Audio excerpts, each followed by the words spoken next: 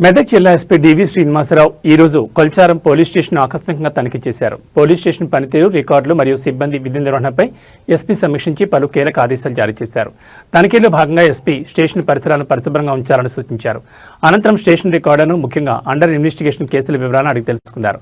ప్రతి కేసులో నాణ్యమైన దర్యాప్తు చేపట్టాలని, పెండెన్సీ లేకుండా త్వరగా పూర్తి చేసి ప్రజలకు న్యాయం అందించాలని ఆదేశించారు. ప్రతిరోజు సాయంత్రం వాహనాల తనిఖీలను క్రమం తప్పకుండా నిర్వహించాలని, ట్రాఫిక్ నియమాలను ఉల్లంఘించే వారిపై కఠిన చర్యలు తీసుకోవాలని సూచించారు. స్టేషన్లోని సీసీ కెమెరాల పనితీరు గురించి ఎస్హెచ్ఓ నుంచి వివరాలు తెలుసుకున్నారు. సిబ్బంది అంకితభావంతో పనిచేయాలని, కేటాయించిన విధులను సమయానికి పూర్తి చేయాలని స్పష్టం చేశారు. విధి నిర్వహణలో అలసత్వం వహిస్తే శాఖాపరమైన చర్యలు తప్పవని హెచ్చరించారు.